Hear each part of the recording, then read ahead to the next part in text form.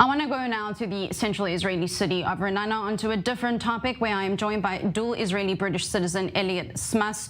Elliott, you left for London with your wife and toddler. Was that to get away from the war? Was this a pre-planned trip? Hey, Batia, good morning. No, so we were actually traveling to London for the holidays, the Jewish holidays of Sukkot. We were supposed to return on the Tuesday after the holidays. Unfortunately, obviously, things broke out on the Sabbath and kept going. So all flights were cancelled at that time. So you've arrived back in Israel after seemingly being stuck in London, and there's a major contemplation among many in Israel, especially those with dual citizenship, of whether they should stay or go. What is your take on this from your own personal experience, having been there and now coming back to Israel? I think it's a really difficult question. Obviously, every person, every family needs to make decisions based on, their own situation.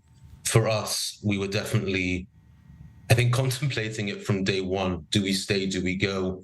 The general agreement was that if we were here in Israel, we wouldn't have left. But now that we're here, do we put ourselves back into what is very well a dangerous situation? In the end, we weighed up the pros and cons, and we decided, there's a saying in Hebrew, we say, "En li eretz acheret, gam im admati boeret." I have no other country, even if my land is burning.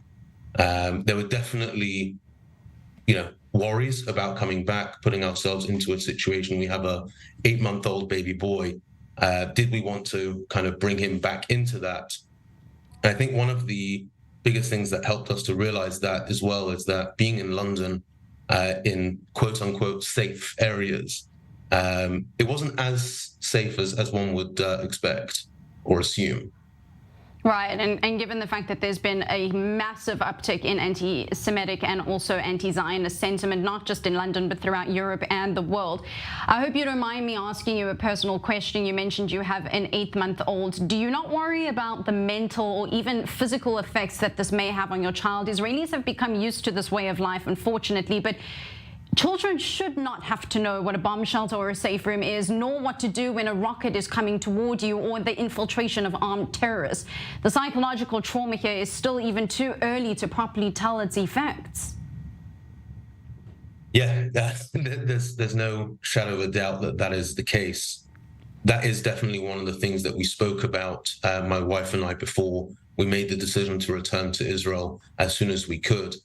What it came down to is that whilst, yes, there are rockets, there are terrorists, it's horrific, the news, the images, the videos that were coming out of Israel, which obviously made its way to London. But there's also a similar ideology in London, right? Being in a situation where in the Jewish areas, there's a palpable level of stress and anxiety with regards to what's going on. Every Saturday, there's protests in central London with hundreds of thousands of pro-Palestinians partaking in this, where every single week there are threats being put out where they're going to drive through Golders Green, which is the area that my family lives, where we were staying on a weekly basis. And this has happened before. In the last conflict, there was a motorcade that drove through the Jewish areas screaming horrific obscenities at anyone and everyone going past. When weighing up the pros and cons of those two things, at least here in Israel, I'm very thankful we have a bomb shelter here. I'm thankful for the IDF, for the Israeli police force, whereby, for the most part, they are there to protect its citizens. In the UK, we have a lot of support from the Prime Minister, Rishi Sunak, which is greatly appreciated, as well as from the opposition leader in the Labour Party. However, the police are not armed. You can have a police presence, you can have a security presence, and there was outside every synagogue, every street corner, pretty much throughout the Sabbath and most evenings. But when you have that conversation where my 17-year-old sister is being asked not to walk on her own down the main road because there's a potential for an issue, those pros and cons start becoming, I want to be home, I want to be safe, and I want to be in Israel. And Elliott, if I may, people are obviously still struggling all across the board, not just dual citizens, but Israelis themselves, as to whether they should leave, at least temporarily, to go somewhere, outside of the war. It's a very personal decision, but if you could speak from your experience, what advice would you give to people that are grappling with such a challenging decision to make at the moment? I think that from a psychological perspective, the strain is going to be different, but the strain is still there. I can only speak for myself. We were in my parents' home in London, which is very comfortable, and we're very thankful for that. But the strain of not being here, the amount of guilt that comes in about not being here, not being able to support, not being able to help.